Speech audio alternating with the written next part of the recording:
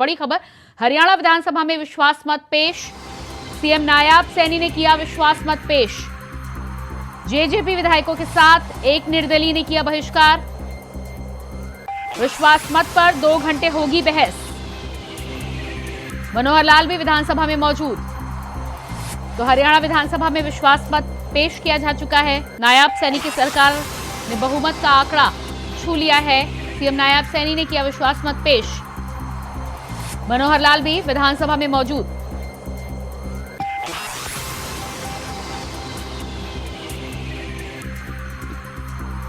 JJP विधायकों के साथ एक निर्दलीय ने किया बहिष्कार।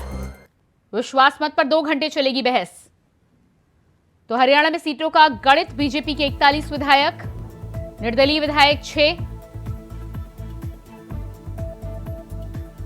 एचएलपी के 1 विधायक, कुल मिलाकर 48 विधायक।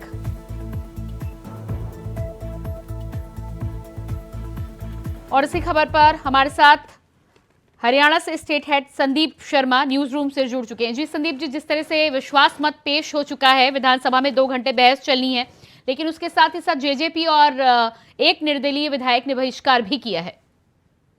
जी देखिए, नवनिर्वाचित मुख्यमंत्री नायब सैनी ने विश्वास मत पेश किया, जिसके बाद जो है जेजेपी के कुछ विधायकों ने इसका विरोध भी किया था, जिसमें लेकर अभी जो है 48 का आंकड़ा उन्होंने पेश करके बहुमत को जो है साबित किया है और सरकार बनाने का दावा भी किया है। जी बिल्कुल, तो जिस तरह से सरकार बनाने का दावा किया है, 48 के जादुई आंकड़े को तो छू लिया गया है, लेकिन यहाँ पर लंबे समय से ये माना जा रहा था कि जेजेपी को लेकर जिस तरह से बातें निकलकर सामने आ रही हैं, राज्य में सरकार जिस तरह से बदली गई है, माना यह जा रहा है कि एंटी इनकम्बेंसी पर यह चोट है। जी बिल्कुल सही कह रहे हैं आप, क्योंकि देखिए अभी जेजेपी के जो 5 विधायक हैं वो अभी बीजेपी के टच में हैं, जो नाराज़ चल रहे हैं जेजेपी से, उनको भी अभी दोनों तरफ से मनाने की कोशिश जारी है। और जहां पर संभावना ये है कि जो है बीजेपी का बहुमत साबित होने के बाद वो 5 विधायक जो हैं, उम्मीद तो यही की जा रही है कि वो जेजेपी छोड़कर बीजेपी में ही शामिल होने की उम्मीद है। जी बिल्कुल संदीप जी, जिस तरह से यहाँ पर देखा जाए तो घटनाक्रम जो हरियाणा में घटा है, लोकसभा चुनाव के बाद विधानसभा के चुनाव भी हैं और ज़्यादा समय विधानसभा की सरकार के पास नहीं है। ऐसे में कितनी बड़ी चुनौती है सीएम नायाब सैनी के लिए, और जिस तरह से मनोहर लाल को रिप्लेस किया गया है, लोकसभा का प्रदर्शन के साथ ही साथ विधानसभा में एक बार बीजेपी के पक्ष में बेहतर प्रदर्शन लेकर आना कितनी बड़ी चुनौती मानेंगे आप? जी देखिए, एज ए मुख्यमंत्री अगर बात करें नायब सिंह सैनी की, तो उनके लिए चुनौती स्वाभाविक है, क्योंकि समय जो विधानसभा के चुनाव जो है उसमें समय कम है। लेकिन क्योंकि अगर बात करें ये जो है अपना हरियाणा के जो है प्रदेश अध्यक्ष भी रहे, जिसका उनको काफ़ी समय से अनुभव भी रहा है, तो मुझे नहीं लगता कि उनको कुछ विशेष तरह की कोई तैयारियां करनी पड़ेगी, क्योंकि काफ़ी अनुभवी नेता जो हैं इनके पक्ष में है। मुख्यमंत्री मनोहर लाल हैं, गृह मंत्री रह चुके जो अनिल विज जी हैं, जो इनके पक्ष में है, जो उनका अनुभव जो है ये साझा करेंगे चुनाव के दौरान। जी बिल्कुल, तो एक तरफ नायाब सैनी के लिए चुनौतियां हैं, तो दूसरी तरफ यदि विरोध की बात की जाए तो विरोधी खेमे को कहीं ना कहीं एक मुद्दा मिला है, बल मिला है, जिस तरह से मुख्यमंत्री की अदला बदली हरियाणा में की गई है, और अब तो जेजेपी के विधायक भी विरोध में बैठेंगे। तो कितनी मुश्किल होगी बीजेपी के लिए लोकसभा चुनाव में भी और आने वाले विधानसभा चुनाव में भी? जी देखिए, टक्कर तो बीजेपी को जो है चारों तरफ से घेरनी पड़ेगी, क्योंकि इधर से जो है अगर हम कांग्रेस की बात करें तो भूपेंद्र सिंह हुड्डा भी एक बार दावा पेश करने की कोशिश कर चुके हैं, और उन्होंने भी पूरे हर संभव प्रयास किए हैं कि जो है इस बार जो चुनाव में उनको जीत मिले। और साथ ही जो इनका जो जेजेपी और बीजेपी का जो गठबंधन टूटा है, उससे थोड़ा बहुत जो है जाट वोटों का तो उनको नुकसान झेलना ही पड़ेगा, क्योंकि ओबीसी बेल्ट से इनको बेनिफिट मिलता है, तो इसी वजह से जो है ओबीसी सीएम चुना गया था। जी बिल्कुल, तो ओबीसी सीएम और जाटों के समीकरण को बिठाकर ये जो पटकथा लिखने की कोशिश हरियाणा में की गई है, 10 की 10 सीटों के लिए तमाम दाव खेला गया है बीजेपी के द्वारा, और माना जा रहा है कि बीजेपी ने प्रयोग करने की कोशिश की है। ताज़ा स्थिति की, धरातल पर स्थिति की बात की जाए तो 10 की 10 सीटों पर क्या स्थिति आपको नजर आ रही है बीजेपी की भी, और साथ ही साथ विपक्षी खेमे में बात करें तो कांग्रेस और इंडिया गठबंधन की, आम आदमी पार्टी अगर साथ में लड़ती है तो कितनी बड़ी दावेदारी पेश कर पाएंगे?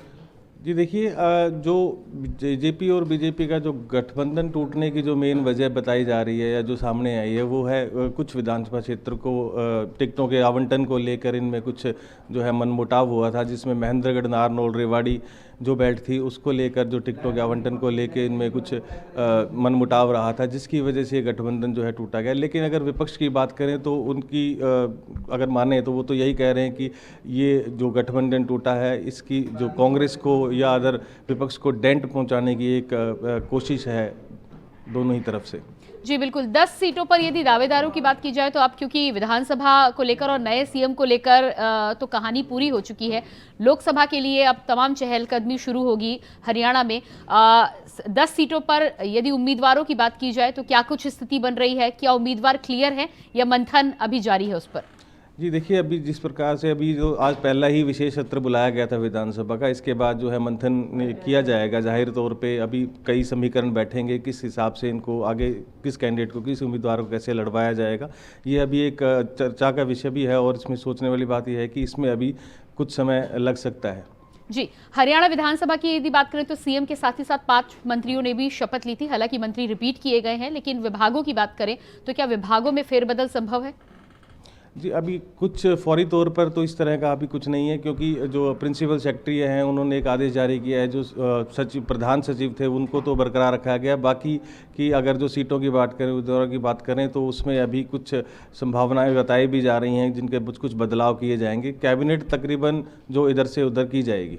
जी बिल्कुल, अनिल विज को लेकर कल से अटकलें तमाम लगाई जा रही थी और माना यह जा रहा था कि जिस तरह से नाराज होके गए थे बड़ा घटनाक्रम हो सकता था। लेकिन आज जिस तरह से बहुमत पेश होने के समय उपस्थित हुए हैं, क्या मना लिया गया है, क्या उनको ऑफर दिया गया है, क्या कुछ घटनाक्रम घटा है इस बीच? जी देखिए, कल जिस प्रकार से अनिल विज जो है नाराज होकर गए थे, उसके बाद जो उन्होंने बड़ा ही आसान सा रवैया अपनाया। उन्होंने पूरी दिनचर्या बिल्कुल नॉर्मल तरीके से व्यतीत करी। लेकिन आज जब प्रेस वार्ता के दौरान पत्रकारों ने उनसे पूछा कि क्या वजह रही नाराजगी की और आपका क्या विचार आगे, तो उन्होंने स्पष्ट तौर पर बिल्कुल क्लियर कर दिया है कि मैं एक भाजपाई हूँ और मैं भाजपा का अनन्य भगत हूँ। मैं भाजपा के लिए कार्य करता रहा हूँ और आगे भी करूँगा, बल्कि और जोर शोर से करूँगा। तो रही बात उनको मनाने की, तो ये एक बाद का चर्चा की जा सकती है इसके ऊपर। जी बिल्कुल, शपथ ग्रहण समारोह जब कल हो रहा था तो जेजेपी के 4-5 विधायक भी उस समारोह में उपस्थित थे। उनको लेकर क्या कुछ स्थिति है? जी देखिए, अभी अगर उनकी बात करें तो वो 5 जो विधायक हैं वो अभी बीजेपी के भी संपर्क में हैं और उनको चंडीगढ़ में ही रखा गया है। उनसे बातचीत जारी है, किस प्रकार से आगे उनका समीकरण बैठेगा ये एक बात का विषय है। क्योंकि अभी जो है अगर हम बात करें कि वो बीजेपी में जाते हैं, जेजेपी में, तो दोनों ही पक्ष उनको कहीं ना कहीं मनाने के कयास चल रहे हैं उनके। जी बिल्कुल संदीप जी, जुड़ने के लिए बहुत बहुत शुक्रिया आपका।